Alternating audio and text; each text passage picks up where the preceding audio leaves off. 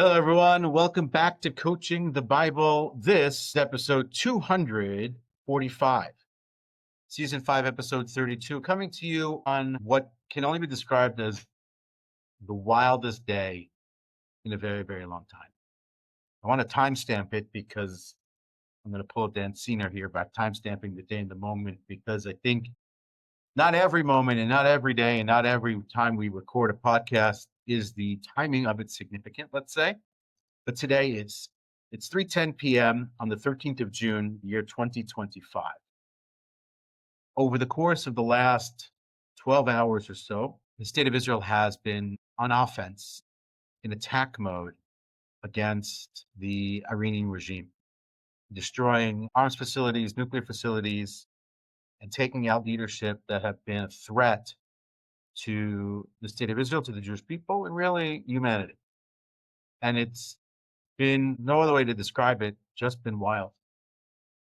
Woken up this morning at 3 by a siren, different kind of siren, letting us know not that there was anything inbound, but that this had started and that people should be aware. And then over the course of hours, the information coming out about the attacks, staying close to a safe room because of inbound rockets, missiles, and UAVs. Thankfully, all the damage is in Iran. It's just one of those days, and you just feel like it's a day that things are turning again here. And it's continuing. It's not over. It will continue, I guess, unabated for a period of time until it's finished. And then when it's finished, who knows what the Middle East looks like at that point. And so it's one of those moments, and it's one of those days that needs to be stamped.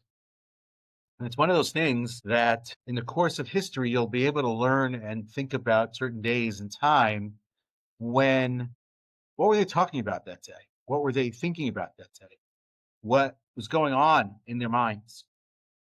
So I spent the better part of the last 3 days preparing for a weekend where I was going to be speaking to a group of second-year students that are here in Israel for a leadership weekend on different aspects of how you take your dreams and make them reality. And so I prepared a lot of hours, a lot of time, a lot of material, a lot of content. And now that weekend isn't happening because they need to be near their location, their home base. I need to be near my home base. And it's not happening. And in the grander scheme of things, as important as that was going to be, what's going on around us and above us is far more, in every way, more important. So like always, I thank and I commend and I appreciate the defense leadership here in our country, the leadership in our country, even though I can't say I always agree with them on a lot of things. With respect to this, you can thank them and appreciate them for what they're doing. Again, not just for us here, but for us everywhere. Those who flew last night, those who were on the ground in Iran itself, thank you. Because you're making life better, you're making life safer, and you're creating a potential and opportunity for a future that I think we only sort of dreamed about and thought about, but never were we as close maybe to it as we are at this very and breathe. Okay, now to the podcast, if we can actually still do the podcast. Our topic of the week is what I call on leadership that lives just outside the spotlight. Leadership that lives just outside the spot. Now, I've talked in the past about anonymous figures. I've talked about people who show up in your life at certain moments and then disappear. I think we've all experienced that. There are friends who fade in, appear for a period of time in your story. There are maybe supporting players or they're third level players, and then they fade out and you don't hear from them again for many, many years for a whole host of reasons. I think that's normal for a lot of, there are certain people who stay in your life every day, closest of friends, family members, whatever they may be. But then you have this other group that they live outside the spotlight. They're there. You might call them background music to some degree. You might not even notice them most of the time, but they play a role. And so here I want to think about the following setup and situation. And this is completely unrelated to the first 4+ minutes of this week's podcast. Everyone knows Moses. Everyone knows Aaron. But almost no one, other than the people themselves, remember the Levites. not the tribe of Levi, not the Levite as a tribe, but the family members in that tribe who played the role of Levite in the tabernacle in the desert, and then ultimately in the temple in Jerusalem. And we still have them around us, right? They're descendants of this family, and they're called the Levites. In Hebrew, they're called Leviim, Levi. For the most part, they play a role, but their role is on some level forgotten.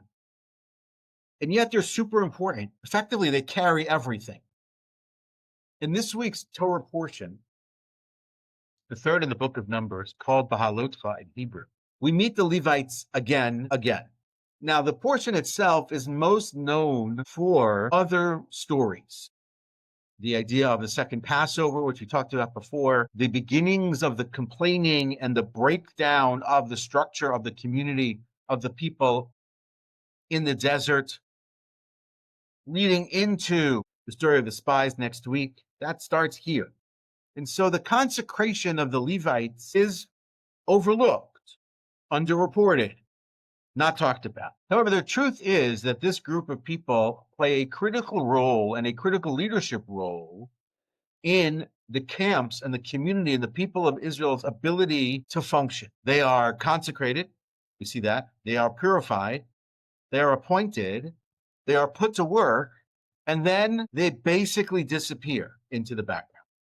Yes, they pop up here and there with certain city locations in the land itself later on, cities of refuge. They come up with respect to certain commandments. They have a role in them. The long term, they'll have a role as the instruments, musicians, and singers in the temple itself in Jerusalem. But for the most part, they disappear. They're not Aaron. They're not Moses. They're not the priests. They're not prophets. And so this conversation isn't about visionaries. It's about the leaders you forget, but in truth cannot survive without. And it's about the ones who you might forget who actually carry the whole thing, as the Levites do. So God, in this week's portion, instructs Moses to purify and elevate this family. They are shaved, they are sprinkled with water, they are waved before God, quote unquote, and they are designated in place of the firstborn to guard and carry the tabernacle. The service exists from the period of time from the age of 25 until the end of 50. That would be me now. And it's very structured and it's very intentional. And of course, it's sacred and holy work. But what are they doing here? Why do we need them? If we have Moses as call him the political leader, if you have Aaron, who is the spiritual leader or the religious leader, let's say, you have the priests who function as those who lead the religious community. If you have the elders or the court system that Moses implemented earlier on in the Bible, then what is this additional group of people called the Levites? It just was a question that started to think about maybe a couple of weeks ago, and it started to percolate a little bit more. And I thought about maybe doing this conversation earlier on. And I thought, you know what, here's a great place for it, because after this, we get into narrative mode again for a number of weeks. So here's a great place to stop and ask this question. What are they? How do we think about them? How do we think about that as it relates to leadership in the wilderness, leadership in general, and obviously coaching the Bible? So here's the core idea. The core idea of the Levites is they are what I will call a sacred operating system. They are the team you don't think about, you don't talk about, but are crucial and vital to success, without which you don't win. They're everyman, they're anonymous man, they're role players, but they're core and crucial to everything that's going to happen here. They embody a certain kind of discipline, specifically here in the desert. They're quite humble with respect to the role that they play, and they are protecting the divine by virtue of the fact that they sit and they live around in the encampment around the tabernacle. And then ultimately, one of their jobs is to carry the load, right? They're going to carry the tabernacle when it's broken down. So when we think about that in the modern sense, that spans anywhere from the person who cleans the floors and tosses out the garbage on our team to the person who operates not as the partner of the founder, but as the head of operations, maybe even the head of finance, right? That's the span of it. They're this infrastructure, they're this system in play who, for the most part, are invisible, but indispensable. And so as it relates to the people in the desert, the Israelites there, the people of Israel, they're about to move. We've talked about this idea. They're about to move. But the tabernacle itself, this spiritual, religious, divine center that is the core space of the relationship, of meaning, of connection, doesn't travel casually. It's not an easy thing to do. It's portable, but it's not easily transportable. And so they make sure that it maintains its level of holiness, that when it's put back together, it quote unquote shines, but that the presence of God rests on it. And if it slips up in any way, shape, or form, then the sacred becomes ordinary. The spiritual becomes the spiritual structure, that is, the tabernacle becomes almost like a third piece of luggage. And then the people lose their center, and therefore they lose their gravity. And then who knows where it goes from there. So the Levites exist to make the sacred portable. And they take meaning and they make meaning movable without it falling apart. And so if you remember a few weeks ago, we talked about the idea of spiritual entropy, of it starting to fall apart, starting to break apart. So the Levites are a protection against that. They make sure that the center still means something, even when you're on the road. Give it an example. Their team goes to a conference. Better. They go on the road for 3 weeks to 5 or 6 different conferences in 5 or 6 different cities. They're carrying all the merch. They're carrying the backdrop. They're carrying the roll-ups. They're carrying the display. They're doing the presentations, the PowerPoints, the glad handing, the networking, all that other stuff. But it's not the CEO and founder of the company. It's not the CFO partner of the company. It's the team of the company going and do that. They represent on the move. It could get sloppy, it could fall apart, but if it doesn't, if it stays pristine, if it stays special, then they've done something, and then on some level, nobody realizes that they did. It doesn't work if you don't have that layer, or I should say, it's exceptionally hard to pull off without that layer. Yes, we already have the Kohanim, the group of priests, the family of Aaron. They serve at the altar. They have Aaron. They have Moses also. Why do we need this third tier? Because the Moses-Aaron relationship, the Aaron priest family relationship role is sacred leadership. But that sacred leadership doesn't work if there's no sacred infrastructure, if there's no sacred operating system in play. And if that collapses, you don't have a lot. Aaron provides ritual leadership and public presence, no question. The priestly family perform all the sacrifices and intercede between people and God. And the Levites, what are they? They carry, they guard, and they protect the sacred, ensuring that it survives the journey, that it's in place, and it's possible to use it as a spiritual center and a place of connection for all time. So it's not duplication. They're not doing something that somebody else is doing already. This is a division of sacred responsibility. Moses on one side, Aaron, the priests, the Levites. In a modern environment, this would be the epic genius CEO founder who doesn't have a system and therefore fails.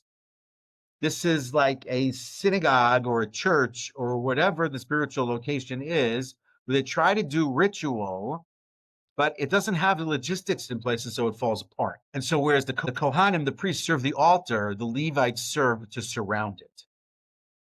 They protect the mission. And they come into place, it's important to appreciate, because the firstborn missed an opportunity when they participated, or they were connected to the story of the golden calf, where the Levites did not participate and then jumped at the opportunity to play a role. They helped Moses in executing on the punishment after the golden calf. They're rewarded by replacing the firstborn. And so what ends up happening is that this role, which was already in the system, but the people who play the role flip, it's a redesign of the leadership. The firstborn were inherited holiness. They had no other reason to be in that role other than that they were firstborn. The Levites take the role. And then the role and the responsibility is then designated to them as a result. And as a result, what do they get? What's the gift? What's the reward? They get to bear the burden of carrying the center of religious and spiritual connectivity in space for all time. Not a small role, much bigger than we consider. You want to think about it even further, you want to step back a little bit more. They are like the unseen backbone of everything. I'll give you a great example of it in just a second. Because when we think about leadership again, leadership really isn't just about being in the spotlight. It's really not just about being inspirational to the people. It's not being just the person who casts all the vision. Leadership also is the person who carries the weight, who guards the center, who's holding what's sacred, what's important, what's valuable, what's core to the organization, to the company, to the team, to the community, holding that together under enormous pressure. And so you need a system.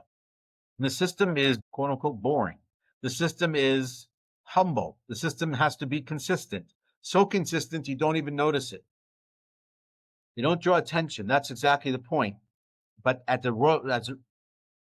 being said, they still anchor the mission as it's going on.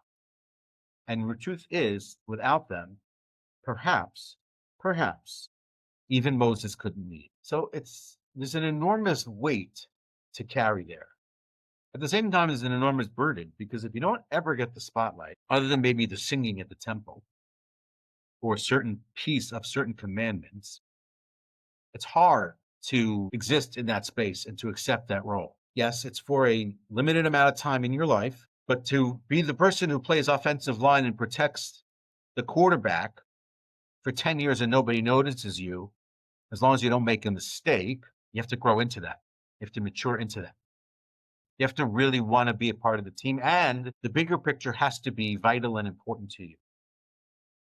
Because if it's not, then you will let the weight drop. You will not be there to protect the center, to carry the load. And so in the space of sacred leadership, you have the Aaron space, you have the priest space, and you have the Levite space, which is, as we said, is the backbone, is the structural support, is something else entirely with no visibility, and actually in most cases it would know. And if you want to think about how that works today, I'm going to give you an example here. This is an example from the business world. I was trying to find it in my notes. Sorry, here we go. Vivek Varma. It is not a name you've heard of. It's just not. Vivek Varma was the COO of Starbucks. Sorry, chief of staff. I got that wrong. I don't know why I said that. Chief of staff. So Howard Schultz is the person you know from Starbucks. And if I had to ask you, name somebody famous who worked at Starbucks, you would say Howard Schultz, and understandably, because he was the visionary. He's the one talking about purpose, about values, about mission, at a certain tone. Mr. Varma carried what we're calling here the sacred center. Behind the scenes, he orchestrated the mission's integrity. He protected the internal culture during difficult crises and during expansion. And when the company risked growing too fast and losing its core essence, its soul, it was Varma who made sure that the values traveled intact. So whereas Schultz inspired, Varma preserved. And as Schultz once put it, he carried the weight of our values through every tough call we had to make. So like the Levites, Varma wasn't seen, but was felt everywhere. He didn't offer the blessings or the vision. He protected the blessings path. In every sacred system, there's a leader who keeps it sacred while it's in motion. That's the Levite. That's Vivek Varma. The question is it you? Because not everyone is going to be Moses. Not everyone's going to be Aaron. Not everyone's going to be Howard Schultz. But someone has to play that crucial role. Someone has to be the offensive line, the center on the defensive line. Just unknown, crucial, vital. Because if we don't prioritize it, or if we don't acknowledge it even, then what happens is either the person gets taken for granted, they get ignored, plays further, they get burnt out, the system falls apart. It frays perhaps initially quietly and then dramatically and drastically. And people forget why that center matters until they don't have it anymore. So every moment that the center is being protected, that the sacred system is being managed, is being taken care of, is being monitored, is being, black red term, oiled to stay in good shape, is a moment that you can rest and be happy. But if you don't, it starts to collapse, you can't rely on it anymore, We don't have much. And so in the space where it's the tabernacle in the desert or the temple in Jerusalem, you have these people who are what you will call servants of the sanctity, whereas they don't lead the spirit spiritually, they do support everything structurally and can't take it for granted, can't deny the value of the role that they play. And so as a leader, there are a couple of things we can do. Number one, can honor them. Team, company, weekly, honor somebody. It was actually a great thing when I worked at Cause Match. It was implemented. I don't remember exactly when. It was like almost like employee of the week kind of an idea, where one member of the team nominated another member of the team and highlighted them publicly to the rest of the team for good work done, for keeping XYZ of the ethical values, basic core values of the company. Didn't matter what role they played. Most often they weren't the founder. There was someone on the team who did a good job, who did their job, and it's acknowledged. And if it's unseen for too long, it becomes unsustainable. So the first thing is to name it. Number two, you can be sure, and you have to be sure to build meaningful systems. What's working, what's not working? What's a problem in our system? What's a blockage in our system? What's a bottleneck? What's causing a rift? What's causing issue? How is that hurting the team? And go fix it. The third thing you can do as the leader is you can do something quietly. Not because you're hoping it leaks out and people find out about what you did quietly, but because that's how you lead, is doing things that no one sees. That could be sweeping the floor at the end of the day, emptying the garbage, straightening the chairs, washing the dishes in the company sink at the end of the day. That's how the system holds. That's how sacred leadership comes to be, not at the senior level, but sub the senior level. And there has to be the culture of the organization as well. That's value, that's important, that's team, that's sacred, that's meaningful. And we do those things because we do those things, because that's the culture we breed, that's the culture we keep, that's the kind of message, that's the kind of identity we want to create for the team that we have.